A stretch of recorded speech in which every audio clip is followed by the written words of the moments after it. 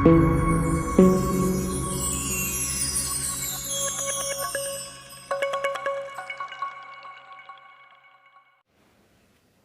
number 7, problem set 2. Here we have the first example from the question number 7. The question is simplify. We have to simplify the given algebraic expression.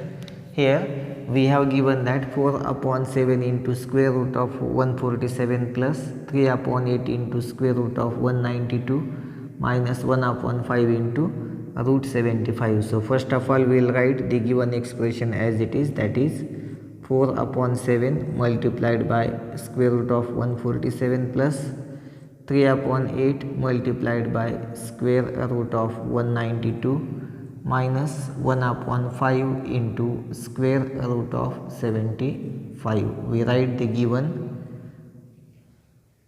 algebraic expression as it is, and now we have to simplify this.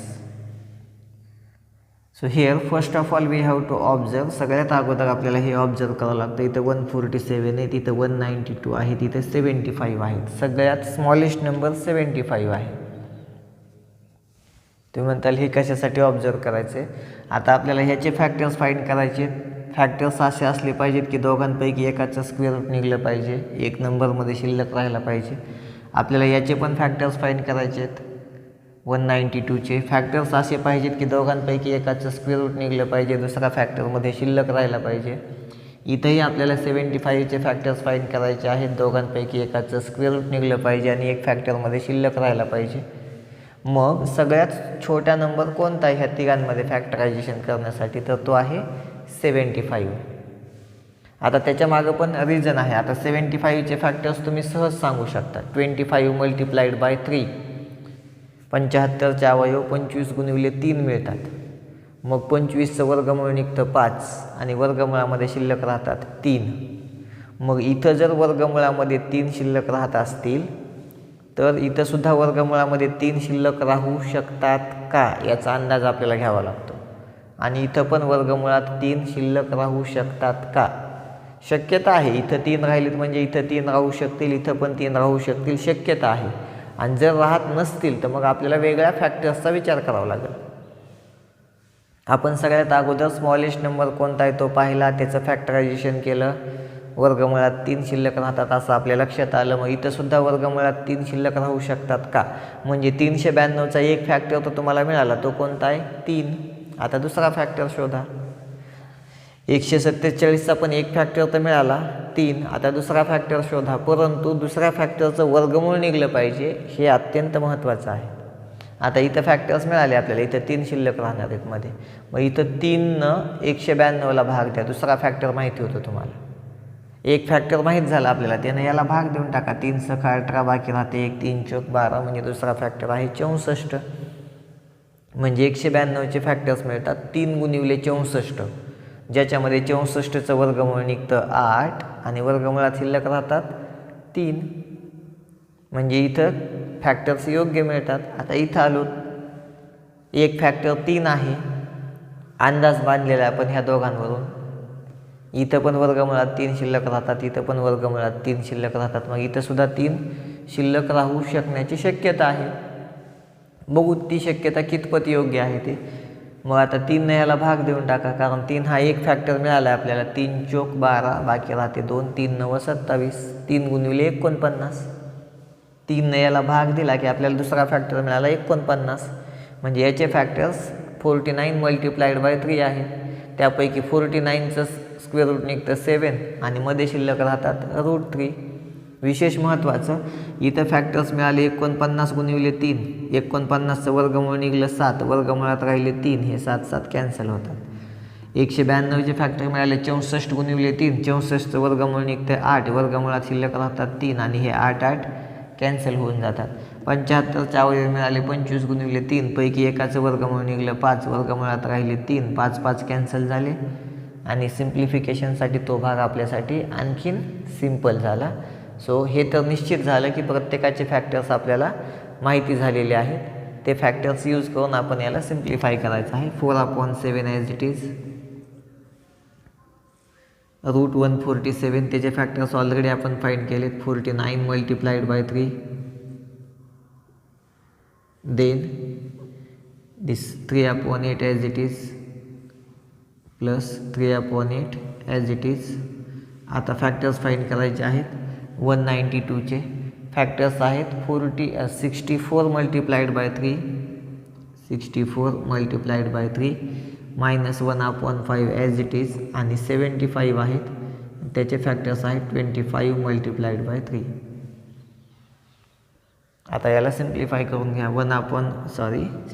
4/7 as it is equal टूचं sign प्रत्येक स्टेपमध्ये इथं as it is लिहिणं आवश्यक आहे, आणि ते सगळे साईन्स एकाखाली एक असतील जेणेकरून प्रेझेंटेशन पण आपलं योग्य असेल याची काळजी आपण घ्यायची आहे. नाहीतर काही विद्यार्थी इथं वर इक्वल टूचं साईन देऊन काही भाग लिहितात, पुन्हा इकडे इक्वल टूचं साईन देऊन सगळं झिगझॅग लेवलमध्ये असतं. ते तसं नसावं. सर्वचा सर्व भाग हा अप टू डेट असावा याची काळजी आपण घेणं आवश्यक आहे. 4/7 as it is multiplied by 49चं स्क्वेअर रूट 7 मिळालं, आणि स्क्वेअर रूटमध्ये फक्त 3 शिल्लक राहिले, प्लस 3/8 ॲज इट इज 64चं स्क्वेअर रूट 8 मिळालं, आणि रूटमध्ये फक्त 3 शिल्लक राहिले, मायनस 1/5 मल्टिप्लाइड बाय 25चं स्क्वेअर रूट 5 मिळालं, आणि स्क्वेअर रूटमध्ये फक्त 3 शिल्लक राहिले. आता आपल्याकडे 3 टर्म्स आहेत. हे एक टर्म, हे दुसरं टर्म, आणि हे तिसरं टर्म. इथं 1 2 3 तिघांमध्ये गुणाकाराचं चिन्ह आहे. सो इथं 7 7 कॅन्सल होतात, आणि फक्त 4 × √3 शिल्लक राहतात, प्लस इथं 8 8 कॅन्सल होतात. मल्टिप्लिकेशनचं साईन आहे तिघांमध्ये पण. 8 8 कॅन्सल झाले, 3 √3 शिल्लक राहिले, मायनस इथं 5 5 कॅन्सल होतात, आणि शिल्लक राहतात फक्त √3. आता याला सिम्प्लिफाय करा. इथं √3 आहेत, इथं √3 आहेत, इथं √3 आहेत. तिन्हीच्या तिन्ही सिमिलर सर्ट्स आहेत, लाईक सर्ट्स आहेत. हे तिन्हीच्या तिन्ही टर्म्स सिमिलर सर्ट्स आहेत किंवा लाईक सर्ट्स आहेत. आपण त्यांचं ॲडिशन सबट्रॅक्शन करू शकतो. आता इथं √3 आहेत, इथं √3 आहेत, इथं √3 आहेत. आपण √3 कॉमन काढून घेऊ. मग ब्रॅकेटमध्ये काय काय शिल्लक राहतं? इथं 4 प्लस 3 मायनस इथं काहीच नाही राहणार. आपण √3ला √3 पूर्णपणे कॉमन काढले, तिथं काहीच नाही म्हणजे 1 राहतो, आणि हे कॉमन काढले √3 ॲज इट इज. ॲक्च्युली तुम्ही डायरेक्ट कॅल्क्युलेशन करू शकता. 4 आणि 3 7, 7 - 1 6, 6 वर्गमुळात 3 हे तुमचं फायनल आन्सर आहे. पण सामान्य विद्यार्थ्यांना ते लक्षात यावं म्हणून आपण काय केलं, वर्गमुळात 3 वर्गमुळात 3 वर्गमुळात 3 कॉमन काढले. राहिलेला भाग ब्रॅकेटमध्ये लिहिला. 4 + 3 - 1, आणि 4 + 3 7, 7 - 1 6, 6 वर्गमुळात 3 हे आपलं फायनल सिम्प्लिफिकेशन आहे. हे आपलं फायनल आन्सर आहे या दिलेल्या algebraic एक्सप्रेशनचा.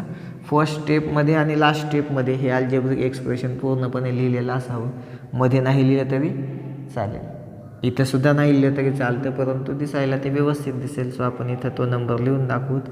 4/7 × √147 plus 3/8 × square root of 192 minus 1/5 × √75 that is equal to 6√3 is the final answer. That is the final simplification as we have to simplify.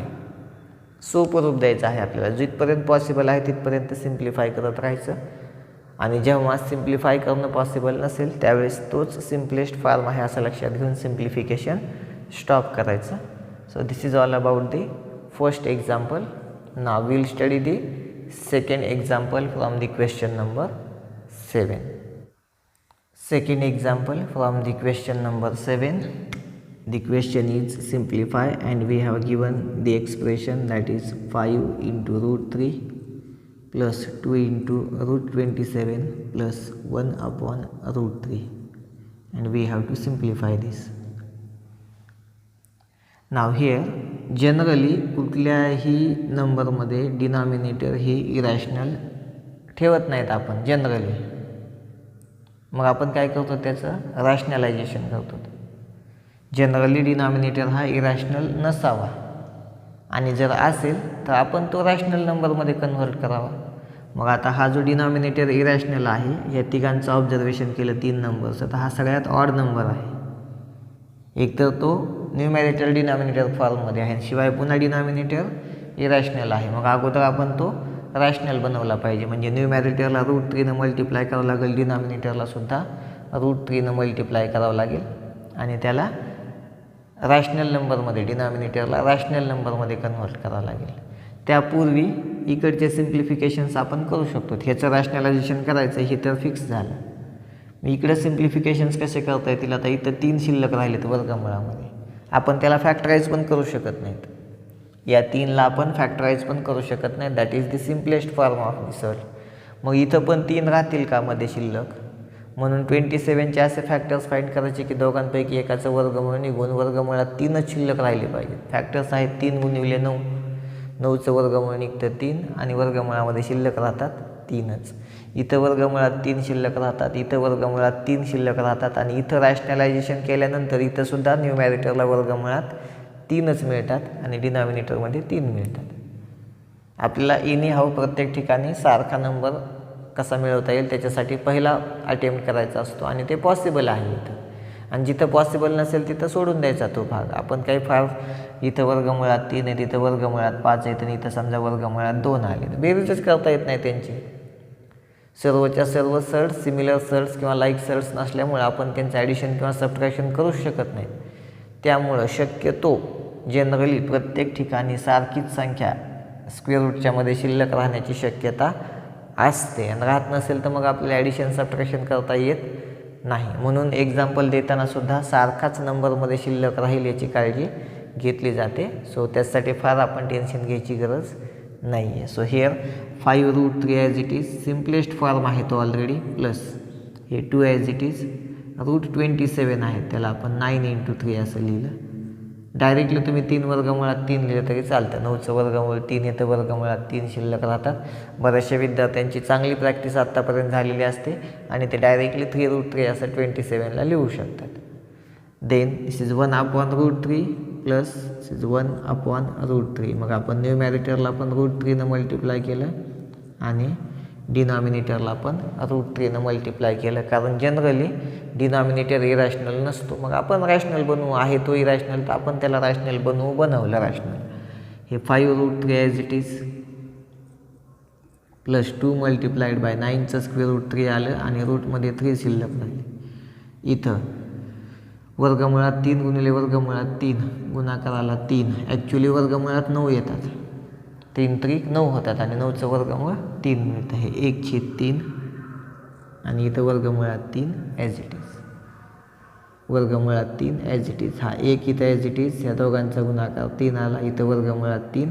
हवं तर हे वर्गमुळात 3 तुम्ही इथं पण लिहू शकतात आणि वर्गमुळात 3 छेदस्थानी 3 असंही लिहू शकतात तुम्ही त्याला. परंतु एक नंबर रॅशनल एक इरॅशनल असेल तर जनरली आपण इरॅशनल बाजूला आणि रॅशनल बाजूला असं लिहितो इन जनरल. मग आता इथं वर्गमुळात 3 आहे, तिथं वर्गमुळात 3 आहे, तिथं वर्गमुळात 3 आहेत, वर्गमुळात 3 कॉमन पण काढू शकतात तुम्ही, पण त्याच्यापूर्वी इथलं मल्टिप्लिकेशन करून घ्या. हे 5√3 as it is plus 3 × 2 is 6√3 as it is plus इथं 1/3 × √3 ॲज इट इज. आता इथं वर्गमुळात 3 आहे, तिथं वर्गमुळात 3 आहे, तिथं वर्गमुळात 3 आहेत, वर्गमुळात 3 कॉमन निघतात. मग ब्रॅकेटमध्ये काय काय शिल्लक राहतं, 5 प्लस 6 प्लस 1/3 आणि हे वर्गमुळात 3 कॉमन निघलेले बाजूला लिहिले.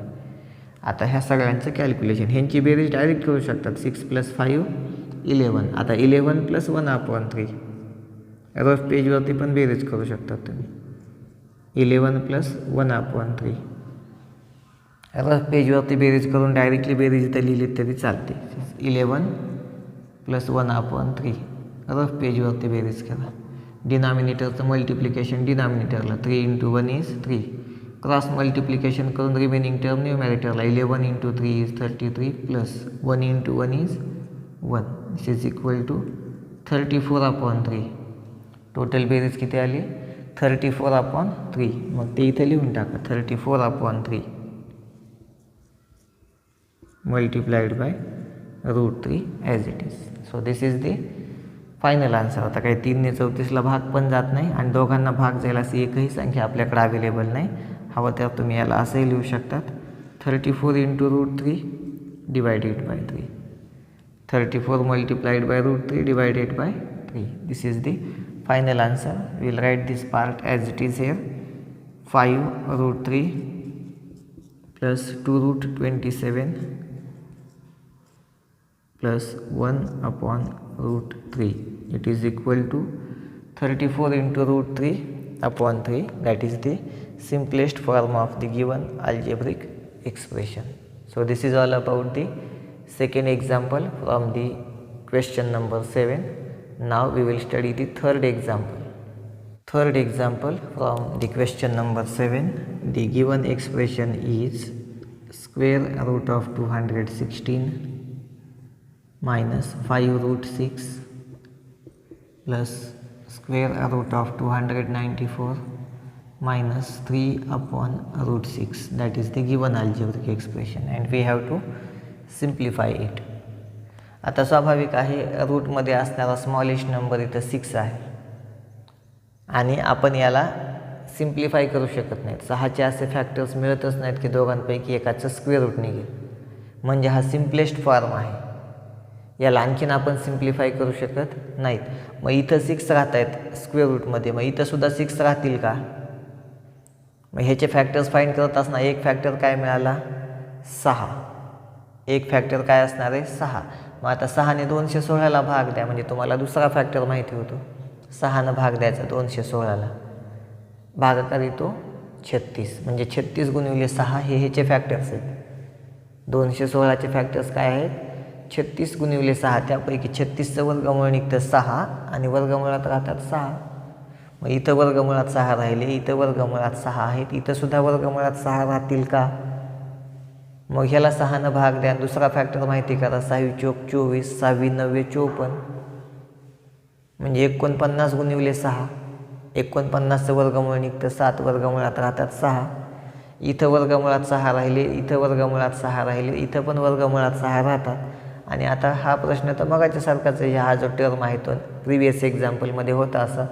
रूट 6 हा इरॅशनल नंबर आहे जो की डिनॉमिनेटर आहे. डिनॉमिनेटर जनरली इरॅशनल नसावा. मग रूट 6नं न्यूमॅरेटरला पण मल्टिप्लाय करायचं आणि रूट 6नं डिनॉमिनेटरला पण मल्टिप्लाय करायचं आणि त्याला डिनॉमिनेटरला रॅशनल नंबरमध्ये कन्व्हर्ट करायचं. न्यूमॅरेटरला 6 मिळतात वर्गमुळामध्ये. इथं आहेत, इथं आहेत, इथं आहेत, इथं पण मिळतात. म्हणजे सगळ्या प्रकारचे ॲडजस्टमेंट होतात. याचा अंदाज आपण घेतला. आता सिम्प्लिफाय करायला काहीच हरकत नाही.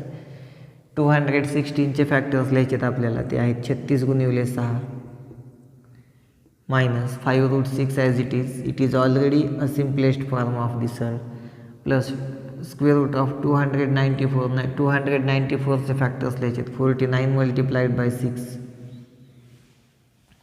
त्यानंतर मायनस 3 अपॉन रूट 6 आहे ते इथं रॅशनलायझेशन करायचं आहे. न्यूमॅरेटरला पण रूट 6नं मल्टिप्लाय करायचं आहे आणि डिनॉमिनेटरला पण रूट 6नं मल्टिप्लाय करायचं आहे. न्यूमॅरेटर डिनॉमिनेटर दोघांना पण रूट 6नं मल्टिप्लाय करायचं आहे जेणेकरून डिनॉमिनेटरचं रॅशनलायझेशन कंप्लीट होऊन जातं. मग याला सिम्प्लिफाय करा. It is 6 root 6. याला सिम्प्लिफाय ऑलरेडी आहे केलेलं 5 रूट 6.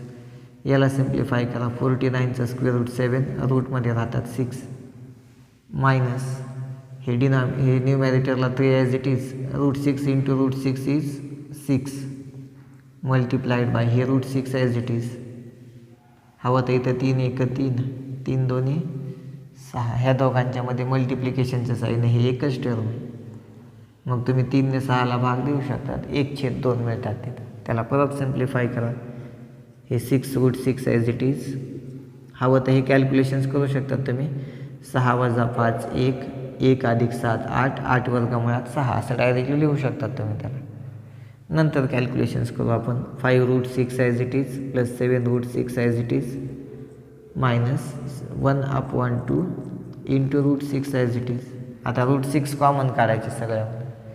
इथं आहेत, इथं आहेत, इथं आहेत, इथं आहेत. सगळ्यांमधून रूट 6 कॉमन काढले तर ब्रॅकेटमध्ये काय काय शिल्लक राहतं? मग इथं राहिले 6 मायनस इथं 5 प्लस इथं 7 मायनस इथं हाफ आणि हे रूट 6 कॉमन काढलेले ॲज इट इज. कॉमन काढले रूट 6 सगळ्यांमधून. आता इथं 6 वजा 5 1 मिळतात. तो सुद्धा अधिकचा 1 अधिक 7 8 आणि 8 वजा अर्धा 8 ही टोटल कॅल्क्युलेशन 7 वजा 5 2 2 आणि 6 8 किंवा 6 आणि 7 13 13 वजा 5 8 ह्या तिघांचं कॅल्क्युलेशन केलं तर 8 मिळतात 8 वजा अर्धा 8मधून अर्धा कमी केला तर 7.5 शिल्लक राहतात त्यालाच तुम्ही 15/2 असं लिहू शकतात किंवा जनरली कॅल्क्युलेशन्स अगोदर कंप्लीट करून घ्या 6 - 5 is 1 1 + 7 is 8 - 1/2 as it is into √6 आता रफ पेजवरती कॅल्क्युलेशन करा एक फ्रॅक्शन आहे एक इंटिजर आहे सो यांचे कॅल्क्युलेशन्स तुम्ही इथे रफ पेजवरती कंप्लीट करा 8 - ½ इज डिनॉमिनेटरचं मल्टिप्लिकेशन डिनॉमिनेटरला 2 × 1 इज 2 क्रॉस मल्टिप्लिकेशन न्यूमॅरेटरला 2 8 जा 16 - 1 × 1 is 1 that is equals to 15/2 that is equals to 15/2 so we can write that calculation here 15/2 into √6 or simply you can write this as 15 into √6 divided by 2 पण ह्या 2 6ला भाग देता येत नाही हे लक्षात ठेवा कारण 6 रूटमध्ये आहेत 2 आउटसाइड दी रूट आहे तसा भागाकार करता येत नसतो so this is our final answer 15/6/2 that is the final answer so we'll write this part here as it is square root of 216 minus 5√6 plus √294 minus 3/√6 that is equal to 15/6/2 so this is all about the third example from the question number 7. Now we will study the next example that is example number 4. Example number 4 from the question number 7. The given expression is the question is simplify and the expression is 4√12 minus √75 minus 7√48. 48, 75 आणि 12 यांच्यामध्ये smallest number 12 आहे मग 12ला फॅक्टराईज करता येऊ शकतं का की त्या दोघांपैकी एकाचं स्क्वेअर रूट निघेल आणि एक नंबरमध्ये शिल्लक राहील तर ते फॅक्टर्स आहेत 4 × 3 4चं स्क्वेअर रूट 2 मिळतं आणि मध्ये √3 शिल्लक राहतात रूटच्या मध्ये 3 शिल्लक राहतात मग इथं 3 शिल्लक राहतील का राहतात 25 3 75 25चं वर्गमूळ 5 मध्ये राहिले 3 इथं 3 राहतील का राहतात 16 × 3 16 3 48 16चं वर्गमूळ 4 मध्ये राहिले 3 प्रत्येक ठिकाणी 3 शिल्लक राहतात आणि कॅल्क्युलेशन्स आपल्यासाठी इझिएस्ट होऊन जातात सोपे होऊन जातात so will write this √12 as 4 × 3 minus we can write this √75 as 25 multiplied by 3 minus 7 as it is multiplied by here we can write the 48 as 16 multiplied by 3 now simplify this 4 as it is 4चं square root 2 मिळालं रूटमध्ये 3 राहिले minus 25चं square root 5 मिळालं रूटमध्ये 3 राहिले minus 7 multiplied by 16चं वर्गमूळ 4 मिळालं वर्गमुळात 3 राहिले हे 4 दोन्ही 8 वर्गमुळात 3 ॲज इट इज वजा 5 वर्गमुळात 3 वजा 7 × 28 वर्गमुळात 3 आता तिन्हीच्या तिन्ही सर्ट्स सिमिलर सर्ट्स आहेत लाईक सर्ट्स आहेत वर्गमुळात 3 तिघांमधून कॉमन काढा किंवा डायरेक्ट कॅल्क्युलेशन करा 8 वजा 5 3 आणि 3 वजा 28 वजा 25 वर्गमुळात 3 तर फायनली तसेच राहणार आहेत सो आपण जर इथून √3 कॉमन काढले तर ब्रॅकेटमध्ये 8 - 5 -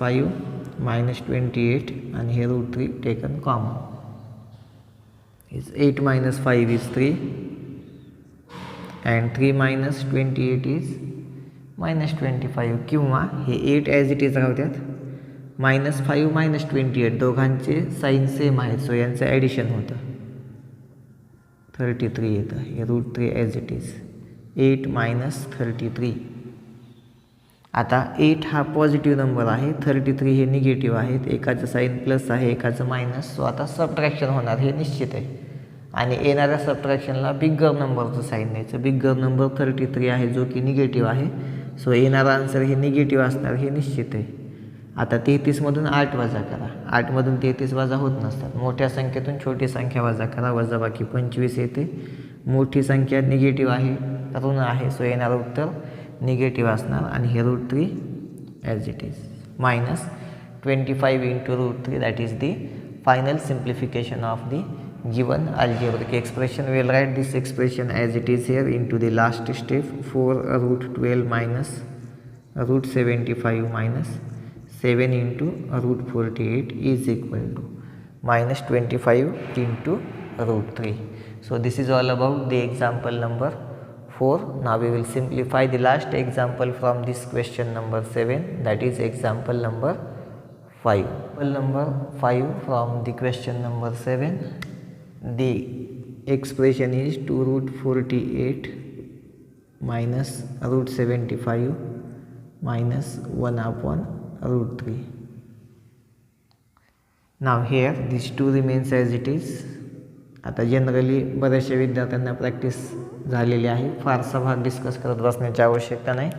आता इथं वर्गमुळात 3 डिनॉमिनेटरला आहेत, नसले पाहिजे, ते रॅशनल नंबर नसला पाहिजे डिनॉमिनेटरमध्ये, म्हणून आपण त्याचं रॅशनलायझेशन करू. मग न्यूमॅरेटरला √3, डिनॉमिनेटरला √3 घेतले तर √3/3 मिळतात, म्हणजे इथं √3 शिल्लक राहतात. इथं 48 आहे, तिथं 75 आहे. 75चे फॅक्टर्स 25 गुणिले 3, 25चं वर्गमूळ 5, वर्गमुळात राहतात 3. 48चे फॅक्टर 16 गुणिले 3, 16चं वर्गमूळ निघतं 4, वर्गमुळात राहतात 3. इथं चूक होण्याची शक्यता आहे, कारण 48चे फॅक्टर्स 12 गुणिले 4 असे सुद्धा मिळतात. 4चं वर्गमूळ 2 आणि मध्ये शिल्लक राहिले 12, पुन्हा 12ला फॅक्टराईज करावं लागतं डबल, 4 गुणिले 3. त्यापेक्षा सुरुवातीलाच काळजी घ्या आणि त्याला 16 गुणिले 3 असं लिहा, म्हणजे डबल फॅक्टराईज करत बसण्याची आवश्यकता पडणार नाही. So this 2 as it is we can write this 48 as 16 multiplied by 3. Then minus we can write √75 as 25 multiplied by 3 minus 1/√3 आहेत. न्यूमॅरेटरला √3 मल्टिप्लाय केलं, डिनॉमिनेटरला √3. थोडक्यात डिनॉमिनेटरचं रॅशनलायझेशन केलं, करावंच लागतं ते. आता याला सिम्प्लिफाय करा. 2 रिमेन्स ॲज इट इज. 16चा स्क्वेअर रूट 4, रूटमध्ये राहतात 3, मायनस 5√3 मायनस हा 1 as it is. √3 into √3 that is 3 आणि हे √3 इथं ॲज इट इज. आता √3 कॉमन निघतात तिघांमधून, त्यापूर्वी हे कॅल्क्युलेशन्स कंप्लीट करून घ्या.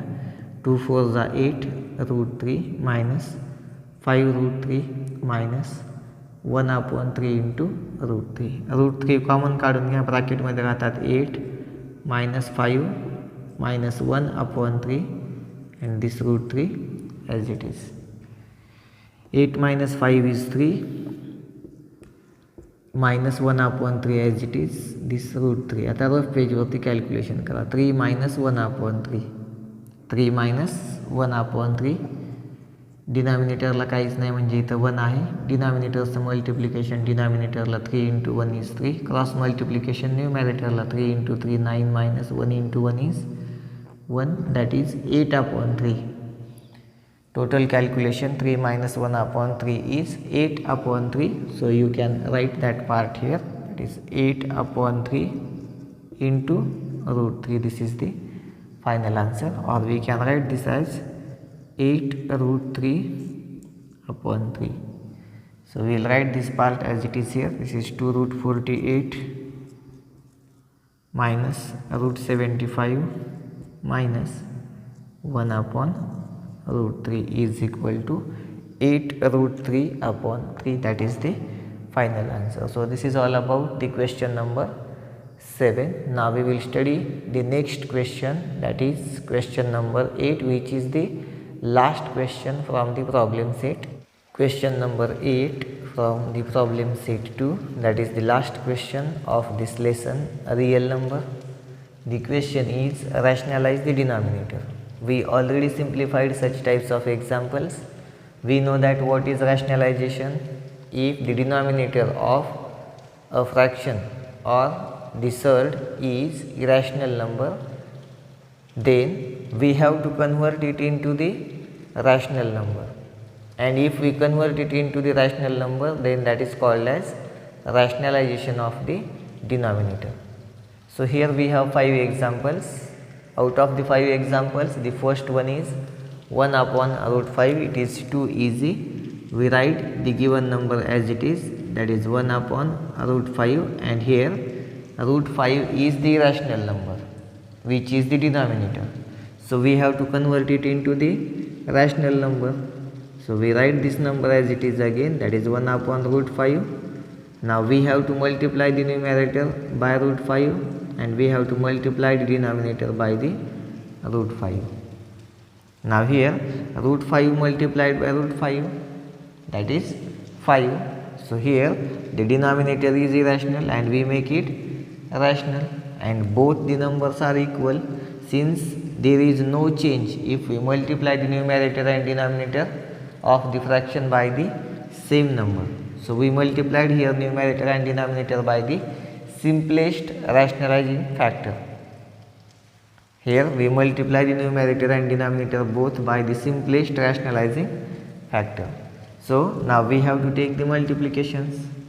So here we have is 1 into root 5 is root 5 divided by root 5 into root 5, that is 5. So this is the all about the first example. We have given the number 1 upon root 5 and we have to rationalize the denominator, and we rationalize the denominator, we get root 5 upon 5. Now we have second example. In the second example, the number we have given, that is 2 upon 3 root 7. 2 upon 3 root 7. Now we will write the same number to the right side also, that is 2 upon 3 root 7. Now here we have to multiply the numerator and denominator both by the root 7, since it will be converted into the rational number. numerator आणि denominator दोघांना आपण route 7 ने multiply करायचं. Generally rationalisation म्हणजे काय असतं, जर तुमचा डिनॉमिनेटर हा इरॅशनल नंबर असेल तर त्याला रॅशनल नंबरमध्ये कन्वर्ट करण्याची जी प्रोसिजर आहे त्यालाच रॅशनलायझेशन ऑफ डिनॉमिनेटर असं म्हणतात. So here we have root 7 as irrational number and we have to convert it into rational. म्हणून आपण न्यूमरेटर आणि डिनॉमिनेटर दोघांना आपण रूट 7 ने मल्टिप्लाय केलं आणि मल्टिप्लिकेशन्स मिळालेले आहेत 2 root 7 upon this 3 as it is. Root 7 into root 7, that is 7, and 3 into 7 is 21. So this is 2 root 7 upon 21.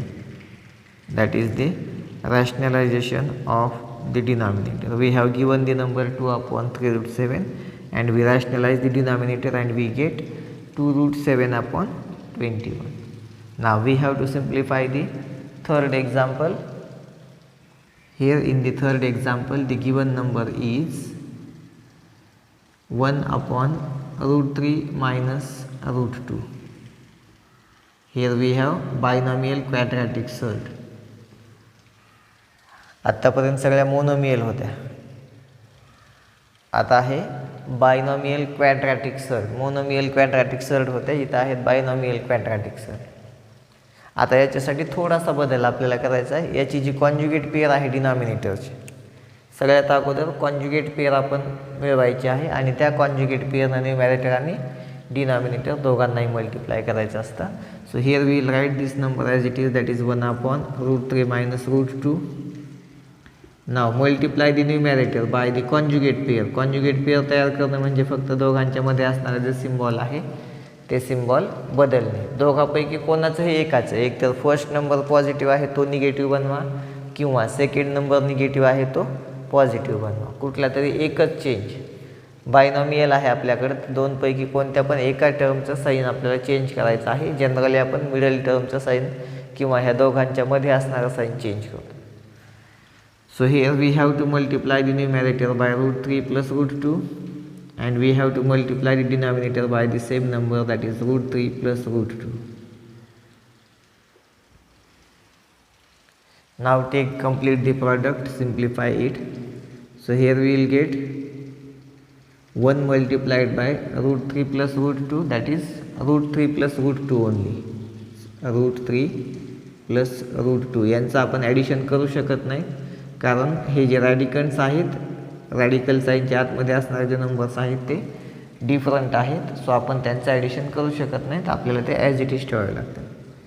Then divided by is a plus b multiplied by a minus b, and we'll write the product as a square minus b square, that is square of the first term minus square of the second term. So first term is root 3 square of it minus second term is root 2 square of it, that is a square minus b square.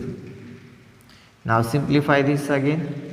Numerator remains as it is, that is root 3 plus root 2 divided by square of root 3 is 3 only minus square of root 2 is 2, and 3 minus 2 is 1, that is not necessary to write. So we have root 3 plus root 2 only. डिनॉमिनेटरला subtraction 1 येतं, परंतु ते 1 लिहून दाखवण्याची आवश्यकता नसते, आणि लिहायचे असतील तर तुम्ही लिहू पण शकता. तो आपला वैयक्तिक प्रश्न आहे. So we have 1 upon root 3 minus root 2 and we rationalise the denominator and we get that root 3 plus root 2 upon 1. It is not necessary to write 1, और if you want to write 1 you can write 1 there. एक लिहिण्याची आवश्यकता नाही आहे, पण तुम्हाला लिहायचाच असेल तर तुम्ही तो लिहू शकता. Example number 4. In the fourth example, we have given the number that is 1 upon 3 root 5 plus 2 root 2, and we have to rationalize the denominator. So here we will write the same number as it is, that is 1 upon 3 root 5 plus 2 root 2. Now we have to get the conjugate pair, interchanging this sign, and we have to multiply the numerator and denominator both by the conjugate pair, that is 3 root 5 minus 2 root 2. We multiply the numerator by the conjugate pair, and we have to multiply the denominator by the same number, that is 3 root 5 minus 2 root 2. Now in the numerator 1 multiplied by 3 root 5 minus 2 root 2 will get the same product. If we multiply any number by 1 we will get the same number. So we have 3 root 5 minus 2 root 2 into the numerator divided by, this is a plus b into a minus b, and the product is a square minus b square, that is square of the first term, that is 3 root 5 square minus 2 root 2 square, square of the first term minus square of the second term. Now simplify this once again. Is 3 root 5 minus 2 root 2 as it is. We are unable to make the calculations here since these are not the like sets. Now into the denominator 3 square is 9 multiplied by, nothing is here means we have the sign of multiplication here, square of root 5, square of root 5, that is 5 only, minus 2 square is 4 multiplied by square root of 2 is 2. Now we have to simplify this again. This is 3 root 5 minus 2 root 2 divided by 9 5s are 45 minus 4 2s are 8, and we have 45 minus 8, that is 37 into the denominator. Numerator as it is 3 root 5 minus 2 root 2 divided by 37. Here we have given the number that is 1 upon 3 root 5 plus 2 root 2, where the denominator is irrational, and we convert it into the rational number, so that is called as rationalization of the denominator. So this is all about the example number 4. Now we have to simplify the last example, that is example number 5. The given number is 12 upon 4 root 3 minus root 2. We have to write the same number as it is, that is 12 upon 4 root 3 minus root 2 multiplied by, now we have to multiply the numerator and denominator both by the conjugate pair, interchanging this sign only, So we will multiply the numerator by 4 root 3 plus root 2, and we will multiply the denominator by the same number, that is 4 root 3 plus root 2. Now take the products, complete the products. In the numerator we have 12 multiplied by 4 root 3 plus root 2 divided by square of the first term, that is 4 root 3, minus the square of the second term, that is square root of 2. Now we have to simplify this.